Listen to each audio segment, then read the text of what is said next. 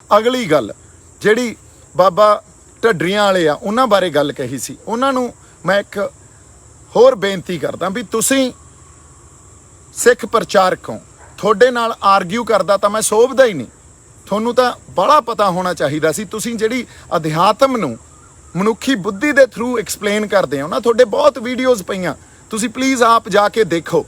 अध्यात्म नूं ते ज्ञान नूं सिर्फ तुसीं दिमाग तक भी दिमाग च ज्ञान ग्रहण करो, इत्थों तक सीमित करदे हो। ज्ञान तां आत्मा नाल संबंध हुंदा ते अध्यात्म दा संबंध भी आत्मा नाल आ। सो इस करके तुसीं जिस तरह भी गुरु जिहड़ा ते ज्ञान की है, एक जिहड़ा असीं अज पूजी जाने आ जिहनूं, ओह तां जरिया ते ज्ञान गुरु आ, ते ज्ञान नूं तां इत्थे दिमाग 'च असीं समझना हुंदा नहीं। अध्यात्म दीयां गल्लां जिहड़ियां ਉਹ ਬੜੀਆਂ ਵੱਖਰੀਆਂ ਹੁੰਦੀਆਂ। ਅਧਿਆਤਮ ਦੀਆਂ ਗੱਲਾਂ ਵਿਆਖਿਆ ਤੋਂ ਵੀ ਪਰਾਂ ਦੀਆਂ ਹੁੰਦੀਆਂ, ਉਹ ਤਾਂ ਰੂਹਾਂ ਦੇ ਰਿਸ਼ਤੇ ਆ, ਤੇ ਰੂਹਾਂ ਦੀ ਗੱਲ ਅਸੀਂ ਦਿਮਾਗ ਤੱਕ ਨਹੀਂ ਸੀਮਤ ਕਰ ਸਕਦੇ, ਮਨੁੱਖੀ ਬੁੱਧੀ ਤੱਕ ਸੀਮਤ ਨਹੀਂ ਕਰ ਸਕਦੇ। ਇੱਕ ਨਾ ਤੁਸੀਂ ਸਰਕਾਰ ਦੀਆਂ ਐਨਕਾਂ ਲਾ ਕੇ ਪਾਸੇ ਰੱਖੋ। ਸਰਕਾਰ ਜਿਵੇਂ ਗੱਲਾਂ ਨੂੰ ਦੇਖਦੀ ਆ ਜਾਂ ਡਿਫਾਈਨ ਕਰਦੀ ਆ, ਉਸ ਤਰ੍ਹਾਂ ਤੁਸੀਂ ਗੁਰੂ ਨੂੰ ਤੇ ਗਿਆਨ ਨੂੰ ਡਿਫਾਈਨ ਨਾ ਕਰੋ। ਜਿਹੜੇ ਢੱਡਰੀਆਂ ਵਾਲੇ ਬਾਬੇ ਆ, ਉਹਨਾਂ ਨੇ ਜਿਸ ਤਰ੍ਹਾਂ ਧਰਮ ਨੂੰ, ਜਿਸ ਤਰ੍ਹਾਂ ਗੁਰੂ ਨੂੰ, ਗਿਆਨ ਨੂੰ, ਅਧਿਆਤਮ ਨੂੰ ਡਿਫਾਈਨ ਕੀਤਾ, ਉਹ ਇੱਕ ਨਵੇਂ ਗਿਆਨ ਵਿਗਿਆਨ ਤੇ ਇੱਕ ਮਾਡਰਨ ਜਿਹੜੀ ਇਹ ਐਜੂਕੇਸ਼ਨ ਚੱਲ ਰਹੀ ਆ ਉਸ ਆਧਾਰ ਤੇ ਡਿਫਾਈਨ ਕਰੀ ਜਾਂਦੇ ਆ। ਪਰ ਇਹ ਗੱਲਾਂ ਜਿਹੜੀਆਂ, ਇਹ ਰਮਜ਼ਾਂ ਜਿਹੜੀਆਂ, ਇਹਨਾਂ ਨੂੰ ਸਮਝਣ ਵਾਸਤੇ ਮੈਨੂੰ ਐਂ ਲੱਗਦਾ ਵੀ ਉਹ ਵਾਕਈ ਕੋਈ ਬ੍ਰਹਮ ਗਿਆਨੀ ਹੀ ਵਿਆਖਿਆ ਕਰ ਸਕਦਾ, ਸਾਡੇ ਕਿੱਥੇ ਵੱਸ ਦੀ ਗੱਲ ਆ। ਮੈਂ ਅਕਾਲੀ ਦਲ ਜਾਂ ਹੋਰ ਕੋਈ ਵੀ ਪਾਰਟੀ ਨਹੀਂ ਜੁਆਇਨ ਕਰ ਰਿਹਾ। ਦੂਜੀ ਗੱਲ ਜਿਹੜੀ ਬਹੁਤ ਜ਼ਰੂਰੀ ਆ, ਇੱਕ ਪੰਜਾਬ ਹਰਿਆਣਾ ਦੀ ਲੜਾਈ ਵਿੱਢ ਦਿੱਤੀ ਗਈ ਆ। हरियाणा ने उस दिन बैरिकेड भी तोड़े, उस दिन वाटर कैनन्स को भी बंद किया और उखाड़ उखाड़ फेंका। बड़ी छोटी गल हुंदी आ भी असीं निजी वैर विरोध पाल के ते एक दूजे के खिलाफ बयानबाजी करन लग जाइए। नहीं, मेरा बब्बू मान उन्हां नाल कोई भी निजी वैर विरोध नहीं आ। निज ते जां परसनली मैं उन्हां दी इज्जत करदा, पर जदों सिद्धांतक गल आउंदी आ, सिद्धांतक गल की आ, 26 तरीक ਨੂੰ ਉਹਨਾਂ ਨੇ ਕਿਹਾ, ਜਦੋਂ ਮੈਂ ਆਪਦੇ ਮੇਰੇ ਜਿਹੜੇ ਮਾਂ-ਬਾਪ ਉਹ ਮੈਨੂੰ ਦੁੱਖ ਹੋਇਆ ਜਾਂ ਉਦੋਂ ਮੈਂ ਜੋ ਰੋਇਆ, ਜਦੋਂ ਇਸ ਦੁਨੀਆ ਨੂੰ ਛੱਡ ਕੇ ਚਲੇ ਗਏ, 26 ਤਰੀਕ ਨੂੰ ਮੈਂ ਉਵੇਂ ਹੀ ਰੋਇਆ। ਸਾਨੂੰ ਅਸੀਂ ਅੰਤਰਯਾਮੀ ਥੋੜ੍ਹੀ ਹਾਂ। ਫਿਰ ਜਦੋਂ 26 ਤਰੀਕ ਨੂੰ ਤੁਹਾਡਾ ਫਰਜ਼ ਬਣਦਾ ਸੀ ਸਿਧਾਂਤ ਤੇ ਖੜਨਾ, ਸਿਧਾਂਤ ਦੀ ਪਹਿਰਾਦਾਰੀ ਕਰਨੀ, ਉਦੋਂ ਤੁਸੀਂ ਕਨਫਿਊਜ਼ਡ ਸਟੇਟਮੈਂਟ ਦੇ ਰਹੇ ਹੋ ਤੇ ਫਿਰ ਉਹਨੂੰ ਕਲੈਰੀਫਾਈ ਕਰ ਰਹੇ ਹੋ ਵੀ ਨਹੀਂ ਜੀ ਮੈਂ ਆ ਨਹੀਂ ਕਿਹਾ ਸੀ, ਮੈਂ ਤਾਂ ਆ ਕਿਹਾ ਸੀ। ਹਾਲਾਂਕਿ ਬੱਬੂ ਮਾਨ ਬਾਈ ਨੂੰ ਇਹ ਗੱਲ ਕਹਿਣੀ ਚਾਹੀਦੀ ਸੀ ਵੀ ਜਿਹੜਾ ਨਿਸ਼ਾਨ ਸਾਹਿਬ ਲਾਲ ਕਿਲੇ ਤੇ ਲਹਿਰਾਇਆ ਗਿਆ ਨਾ, ਉਹ ਕੁਛ ਗਲਤ ਨਹੀਂ ਹੋਇਆ।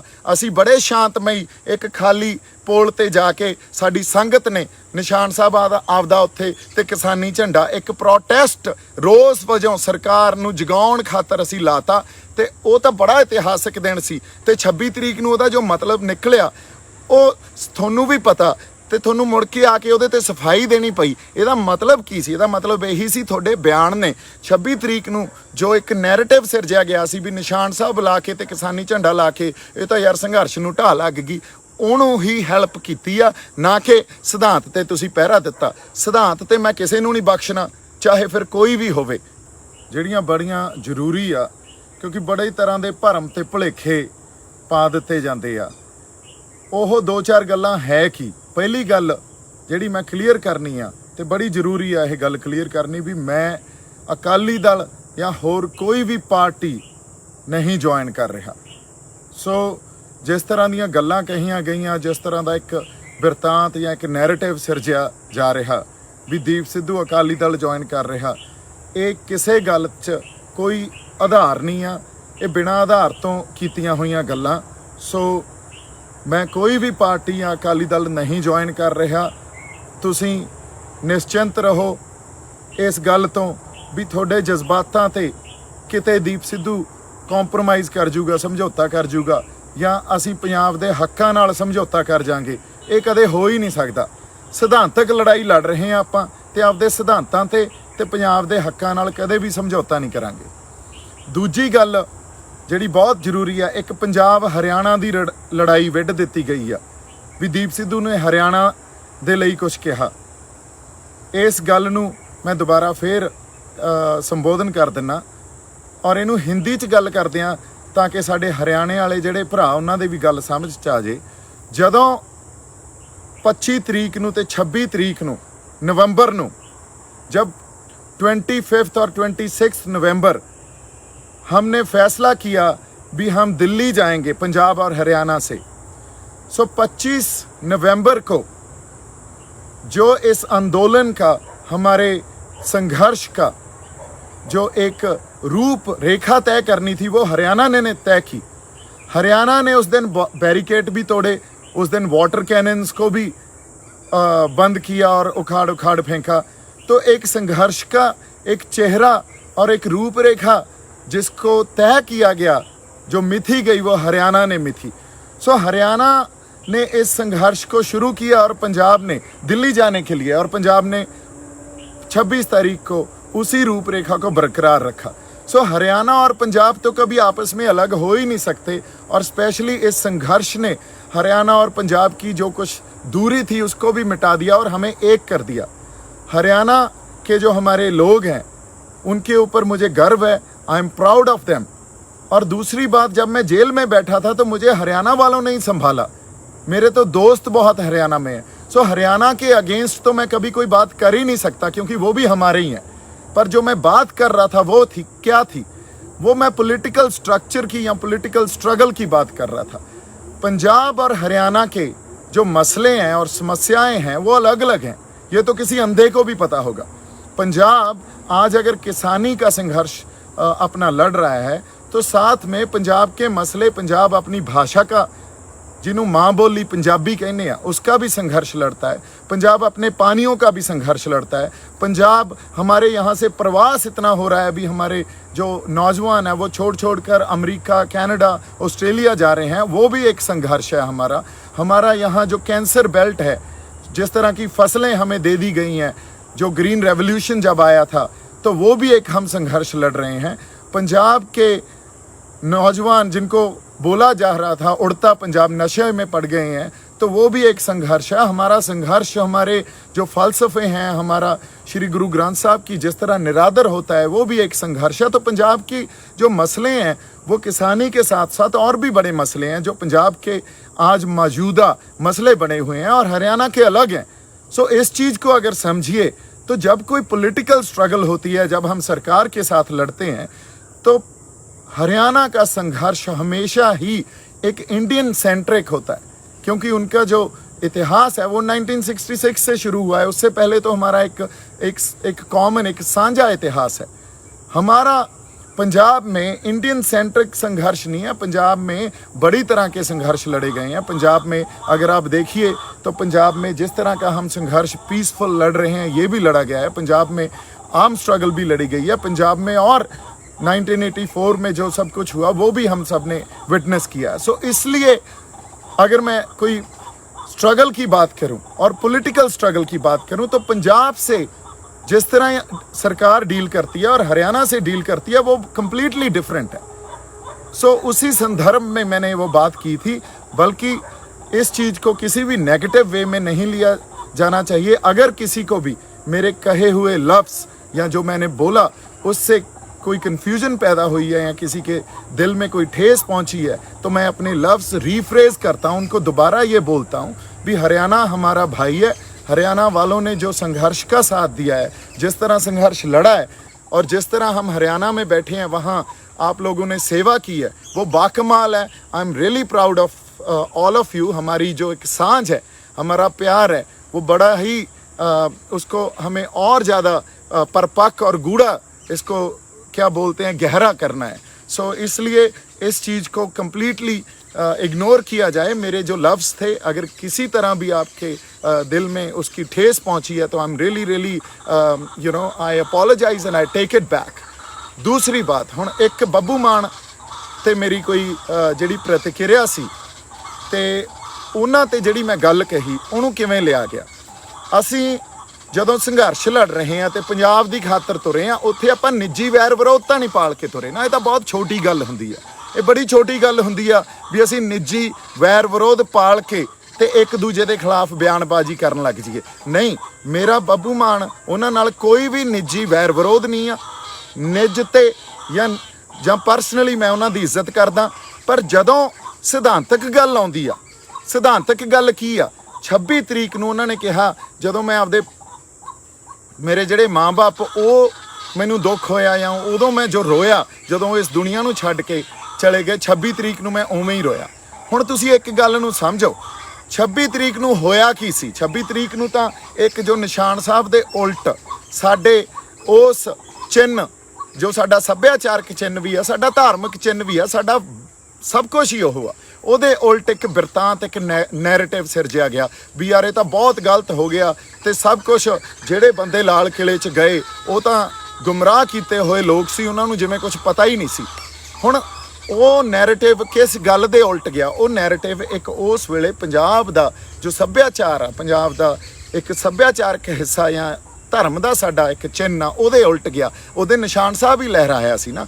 ਹੁਣ ਜਦੋਂ ਤੁਸੀਂ ਕੁਝ ਬਿਆਨ ਦਿੰਦੇ ਹੋ, ਲੋਕਾਂ ਨੂੰ ਇਹ ਨਹੀਂ ਪਤਾ ਹੁੰਦਾ ਤੁਹਾਡੇ ਮਨ 'ਚ ਕੀ ਆ, ਲੋਕਾਂ ਨੂੰ ਇਹ ਗੱਲ ਦਾ ਨਹੀਂ ਪਤਾ, ਲੋਕਾਂ ਨੇ ਤਾਂ ਤੁਹਾਡੇ ਬਿਆਨ ਨੂੰ ਸਮਝਣਾ ਹੁੰਦਾ, ਤੇ ਉਹਦੀ ਸਿੱਧੀ ਸਮਝ ਹੀ ਐਂ ਆਈ ਵੀ ਤੁਸੀਂ ਜੋ ਗੱਲ ਕਹੀ ਆ 26 ਤਰੀਕ ਨੂੰ ਜਿਹੜਾ ਨਿਸ਼ਾਨ ਸਾਹਿਬ ਚਲਾਇਆ ਗਿਆ ਉਹਦੇ ਉਲਟ ਗੱਲ ਕਹੀ ਆ। ਕਿਉਂਕਿ ਇੱਕ ਗੱਲ ਅਸੀਂ ਯਾਦ ਰੱਖੀਏ ਹਮੇਸ਼ਾ, a man will always be judged through his conduct, his subsequent conduct and his ਪੋਸਚਰਿੰਗ।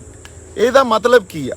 ਇਨਸਾਨ ਜਦੋਂ ਨਾ ਕੋਈ ਵੀ ਜੱਜ ਕੀਤਾ ਜਾਂਦਾ, ਉਹ ਉਹਦੇ ਵਿਹਾਰ ਤੋਂ, ਉਹਦੀਆਂ ਗੱਲਾਂ ਬਾਤਾਂ ਤੋਂ, ਉਹਦੇ ਬਿਆਨਾਂ ਤੋਂ, ਤੇ ਉਹਦਾ ਕਿਸ ਤਰ੍ਹਾਂ ਦਾ ਪੋਸਚਰ ਆ, ਕਿਸੇ ਘਟਨਾ ਨੂੰ ਲੈ ਕੇ ਪ੍ਰਤੀਕਿਰਿਆ ਕੀ ਆ, ਉਸ ਗੱਲ ਤੋਂ ਜੱਜ ਕੀਤਾ ਜਾਂਦਾ। ਸਾਨੂੰ ਨਹੀਂ ਪਤਾ ਤੁਹਾਡੇ ਮਨ 'ਚ ਕੀ ਪਿਆ ਸੀ, ਅਸੀਂ ਅੰਤਰਯਾਮੀ ਥੋੜ੍ਹੀ ਆ। ਫਿਰ ਜਦੋਂ 26 ਤਰੀਕ ਨੂੰ ਤੁਹਾਡਾ ਫਰਜ਼ ਬਣਦਾ ਸੀ ਸਿਧਾਂਤ ਤੇ ਖੜਨਾ, ਸਿਧਾਂਤ ਦੀ ਪਹਿਰਾਦਾਰੀ ਕਰਨੀ, ਉਦੋਂ ਤੁਸੀਂ ਕਨਫਿਊਜ਼ਡ ਸਟੇਟਮੈਂਟ ਦੇ ਰਹੇ ਹੋ, ਤੇ ਫਿਰ ਉਹਨੂੰ ਕਲੈਰੀਫਾਈ ਕਰ ਰਹੇ ਹੋ ਵੀ ਨਹੀਂ ਜੀ ਮੈਂ ਆਹ ਨਹੀਂ ਕਿਹਾ ਸੀ, ਮੈਂ ਤਾਂ ਆਹ ਕਿਹਾ ਸੀ। ਸੋ ਸਿਧਾਂਤਕ ਜਿਹੜੀ ਲੜਾਈ ਆ ਨਾ, ਉੱਥੇ ਅੱਜ ਦੀਪ ਸਿੱਧੂ ਇਹ ਗੱਲ ਸੰਗਤ ਸਾਹਮਣੇ ਕਬੂਲਦਾ ਵੀ ਸਿਧਾਂਤ ਤੇ ਕਦੇ ਵੀ ਕੰਪਰੋਮਾਈਜ਼ ਨਹੀਂ ਕੀਤਾ ਜਾਊਗਾ। ਸਿਧਾਂਤ ਤੇ ਜਿਹੜੀ ਵਿਰੋਧਤਾ ਹੋਊਗੀ ਉਹ ਸਪਸ਼ਟ ਰੂਪ 'ਚ ਹੋਊਗੀ, ਚਾਹੇ ਕੋਈ ਵੀ ਹੋਵੇ। ਹਾਂ, ਪਰਸਨਲੀ ਮੇਰੀ ਕੋਈ ਲੜਾਈ ਨਹੀਂ ਆ, ਮੈਂ ਉਹਨਾਂ ਦੀ ਇੱਜ਼ਤ ਕਰਦਾ, ਪਰ ਸਿਧਾਂਤਕ ਤੌਰ ਤੇ ਆਪਦੀਆਂ ਜ਼ਮੀਰਾਂ ਨਹੀਂ ਮਾਰ ਸਕਦੇ। ਹਾਲਾਂਕਿ ਬੱਬੂ ਮਾਨ ਬਾਈ ਨੂੰ ਇਹ ਗੱਲ ਕਹਿਣੀ ਚਾਹੀਦੀ ਸੀ ਵੀ ਜਿਹੜਾ ਨਿਸ਼ਾਨ ਸਾਹਿਬ ਲਾਲ ਕਿਲੇ ਤੇ ਲਹਿਰਾਇਆ ਗਿਆ ਨਾ, ਉਹ ਕੁਛ ਗਲਤ ਨਹੀਂ ਹੋਇਆ। ਅਸੀਂ ਬੜੇ ਸ਼ਾਂਤਮਈ ਇੱਕ ਖਾਲੀ ਪੋਲ ਤੇ ਜਾ ਕੇ ਸਾਡੀ ਸੰਗਤ ਨੇ ਨਿਸ਼ਾਨ ਸਾਹਿਬ ਆਪਦਾ ਉੱਥੇ ਤੇ ਕਿਸਾਨੀ ਝੰਡਾ ਇੱਕ ਪ੍ਰੋਟੈਸਟ ਰੋਸ ਵਜੋਂ ਸਰਕਾਰ ਨੂੰ ਜਗਾਉਣ ਖਾਤਰ ਅਸੀਂ ਲਾਤਾ, ਤੇ ਉਹ ਤਾਂ ਬੜਾ ਇਤਿਹਾਸਕ ਦਿਨ ਸੀ। ਜੇ ਤੁਸੀਂ ਸੰਘਰਸ਼ ਦੇ ਉਸ ਵਹਿਣ 'ਚ ਬਹਿ ਕੇ ਤੁਸੀਂ ਉਸ ਗੱਲ ਨੂੰ ਸਮਝੋਗੇ। ਹੋਰ ਬੜੀ ਗੱਲ ਆ ਵੀ ਬੜੇ ਲੋਕ ਇਹ ਸੋਚਦੇ ਆ ਵੀ ਬੜਾ ਵੱਡਾ ਨੁਕਸਾਨ ਹੋ ਜਾਣਾ ਸੀ। ਨਹੀਂ, ਨੁਕਸਾਨ ਤਾਂ ਉਸ ਗੁਰੂ ਸਾਹਿਬ ਨੇ ਜਦੋਂ ਸਾਡੀ ਅੰਗ ਸੰਗ ਸਹਾਈ ਆ, ਸਾਨੂੰ ਉਸ ਨੁਕਸਾਨ ਤੋਂ ਤਾਂ ਬਚਾਇਆ ਨਾ। ਨਹੀਂ ਹੋਇਆ ਇਹਦਾ ਮਤਲਬ ਉਹ ਗੁਰੂ ਦੀ ਰਜ਼ਾ 'ਚ ਹੀ ਸਭ ਕੁਝ ਚੱਲ ਰਿਹਾ ਸੀ। ਨੁਕਸਾਨ ਤਾਂ ਬਹੁਤ ਹੋਰ, ਅਸੀਂ ਜਿਸ ਤਰ੍ਹਾਂ 26 ਨਵੰਬਰ ਨੂੰ ਗਏ ਸੀ, ਫਿਰ 26 ਜਨਵਰੀ ਤੱਕ ਉੱਥੇ ਬੈਠੇ ਸੀ, ਕਦੇ ਵੀ ਹੋ ਸਕਦਾ ਸੀ ਸਾਡਾ। ਸੋ ਜੇ ਸਾਡੇ ਗੁਰੂ ਅੰਗ ਸੰਗ ਸਹਾਈ ਆ ਸਾਡਾ, ਤੇ ਅਸੀਂ ਆਪਦੇ ਜਿਹੜੇ ਸਿਧਾਂਤ ਤੇ ਪਹਿਰਾ ਹੀ ਨਾ ਦਈਏ, ਤੇ ਸਿਧਾਂਤ ਤੇ ਸਪਸ਼ਟਤਾ ਨਾ ਰੱਖੀਏ, ਤੇ ਅਸੀਂ ਜੇ ਕੋਈ ਆਪਦੀ ਭਾਸ਼ਾ ਜਾਂ ਬਿਆਨਬਾਜ਼ੀ ਇਹੋ ਜਿਹੀ ਕਰੀਏ ਉਹਦਾ ਕੋਈ ਵੀ ਮਤਲਬ ਨਿਕਲ ਸਕਦਾ। ਤੇ 26 ਤਰੀਕ ਨੂੰ ਉਹਦਾ ਜੋ ਮਤਲਬ ਨਿਕਲਿਆ ਉਹ ਤੁਹਾਨੂੰ ਵੀ ਪਤਾ, ਤੇ ਤੁਹਾਨੂੰ ਮੁੜ ਕੇ ਆ ਕੇ ਉਹਦੇ ਤੇ ਸਫਾਈ ਦੇਣੀ ਪਈ। ਇਹਦਾ ਮਤਲਬ ਕੀ ਸੀ? ਇਹਦਾ ਮਤਲਬ ਇਹੀ ਸੀ, ਤੁਹਾਡੇ ਬਿਆਨ ਨੇ 26 ਤਰੀਕ ਨੂੰ ਜੋ ਇੱਕ ਨੈਰੇਟਿਵ ਸਿਰਜਿਆ ਗਿਆ ਸੀ ਵੀ ਨਿਸ਼ਾਨ ਸਾਹਿਬ ਲਾ ਕੇ ਤੇ ਕਿਸਾਨੀ ਝੰਡਾ ਲਾ ਕੇ ਇਹ ਤਾਂ ਯਾਰ ਸੰਘਰਸ਼ ਨੂੰ ਢਾਹ ਲੱਗ ਗਈ, ਉਹਨੂੰ ਹੀ ਹੈਲਪ ਕੀਤੀ ਆ, ਨਾ ਕਿ ਸਿਧਾਂਤ ਤੇ ਤੁਸੀਂ ਪਹਿਰਾ ਦਿੱਤਾ। ਸੋ ਇਸ ਕਰਕੇ ਸਿਧਾਂਤਕ ਵਖਰੇਵਾਂ, ਸਿਧਾਂਤ ਤੇ ਜਦੋਂ ਵੀ ਕਿਤੇ ਗੱਲ ਆਊਗੀ, ਜੇ ਕਿਤੇ ਸਾਡੇ 'ਚ ਉੱਥੇ ਵਖਰੇਵੇਂ ਆ, ਤੇ ਸਿਧਾਂਤ ਕੀ ਆ? ਸਿਧਾਂਤ ਸਾਡਾ ਨਿਸ਼ਾਨ ਸਾਹਿਬ ਦਾ ਸਿਧਾਂਤ ਆ, ਸਰਬੱਤ ਦੇ ਭਲੇ ਦਾ ਸਿਧਾਂਤ ਆ, ਉਸ ਚਿੰਨ੍ਹ ਦਾ ਸਿਧਾਂਤ ਆ ਜਿਹਦੇ ਅਧੀਨ ਸਾਨੂੰ ਮਲਕੀਅਤ ਮਿਲੀ ਆ, ਸਾਨੂੰ ਜ਼ਮੀਨਾਂ ਮਿਲੀਆਂ, ਅਸੀਂ ਸਰਦਾਰ ਬਣੇ ਆ, ਅਸੀਂ ਜ਼ਮੀਨਾਂ ਦੇ ਮਾਲਕ ਬਣੇ ਆ। ਸੋ ਸਾਡੇ ਉਸ ਸਿਧਾਂਤ ਤੋਂ, ਸਾਡੇ ਉਹਨਾਂ ਚਿੰਨ੍ਹਾਂ ਤੋਂ ਅਸੀਂ ਮੁਨਕਰ ਨਹੀਂ ਹੋ ਸਕਦੇ। ਉਹਨਾਂ ਚਿੰਨ੍ਹਾਂ ਤੋਂ ਅਸੀਂ ਪਾਸੇ ਜਾ ਕੇ ਆਪਦੀਆਂ ਜ਼ਮੀਨਾਂ ਨਹੀਂ ਬਚਾ ਸਕਦੇ। ਪਹਿਲਾਂ ਜ਼ਮੀਰ ਜਿਉਂਦੀ ਰੱਖਣੀ ਪਊਗੀ, ਫਿਰ ਜ਼ਮੀਨ ਬਚਾਉਣੀ ਪਊਗੀ। ਸੋ ਫਿਰ ਹੀ ਜ਼ਮੀਨ ਬਚੂਗੀ। ਜੇ ਜ਼ਮੀਰ ਜਿਉਂਦੀ ਨਹੀਂ ਹੈ ਤਾਂ ਅੱਜ ਗਈ ਕਿ ਕੱਲ੍ਹ ਗਈ। ਇਸ ਕਰਕੇ ਜਦੋਂ ਸਿਧਾਂਤ ਤੇ ਗੱਲ ਆਵੇ ਉਦੋਂ ਸਪਸ਼ਟਤਾ ਹੋਣੀ ਬਹੁਤ ਜ਼ਰੂਰੀ ਆ। ਇਹ ਗੱਲ ਮੈਂ ਕਲੀਅਰ ਕਰ ਦੇਣੀ ਆ। ਬਾਕੀ ਕਿਸੇ ਤਰ੍ਹਾਂ ਦਾ ਕੋਈ ਨਿੱਜੀ ਵੈਰ ਵਿਰੋਧ ਨਹੀਂ ਆ। ਸਿਧਾਂਤ ਤੇ ਮੈਂ ਕਿਸੇ ਨੂੰ ਨਹੀਂ ਬਖਸ਼ਣਾ, ਚਾਹੇ ਫਿਰ ਕੋਈ ਵੀ ਹੋਵੇ। ਇਸ ਕਰਕੇ ਇਸ ਗੱਲ ਨੂੰ ਕਿਸੇ ਨਿੱਜ ਦੇ ਥਰੂ ਨਾ ਦੇਖਿਆ ਜਾਵੇ। ਇਹ ਗੱਲ ਇੱਕ ਵੱਡੇ ਪਰਪਸ 'ਚ ਕਹੀ ਹੋਈ ਗੱਲ ਸੀ। ਅਗਲੀ ਗੱਲ ਜਿਹੜੀ ਬਾਬਾ ਢੱਡਰੀਆਂ ਵਾਲੇ ਆ ਉਹਨਾਂ ਬਾਰੇ ਗੱਲ ਕਹੀ ਸੀ, ਉਹਨਾਂ ਨੂੰ ਮੈਂ ਇੱਕ ਹੋਰ ਬੇਨਤੀ ਕਰਦਾ ਵੀ ਤੁਸੀਂ ਸਿੱਖ ਪ੍ਰਚਾਰਕ ਹੋ, ਤੁਹਾਡੇ ਨਾਲ ਆਰਗਿਊ ਕਰਦਾ ਤਾਂ ਮੈਂ ਸੋਭਦਾ ਹੀ ਨਹੀਂ।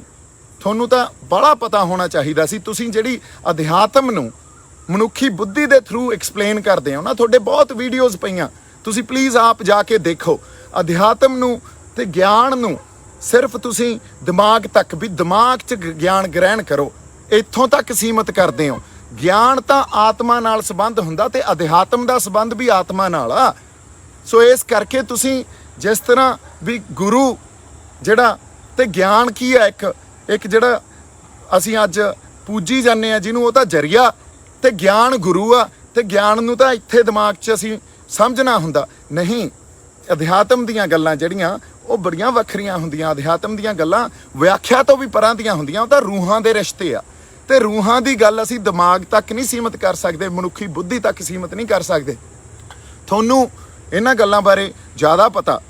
ਸੋ ਇਸੇ ਕਰਕੇ ਜੇ ਮੈਂ ਤੁਹਾਡੇ ਨਾਲ ਇਹ ਗੱਲ ਕਰ ਰਿਹਾ ਤਾਂ ਮੈਂ ਦੁਬਾਰਾ ਕਹਿਣਾ ਵੀ ਮੈਂ ਤੁਹਾਡੇ ਨਾਲ ਆਰਗਿਊ ਕਰਦਾ ਸੋਭਦਾ ਨਹੀਂ। ਇੱਕ ਨਾ ਤੁਸੀਂ ਸਰਕਾਰ ਦੀਆਂ ਐਨਕਾਂ ਲਾ ਕੇ ਪਾਸੇ ਰੱਖੋ।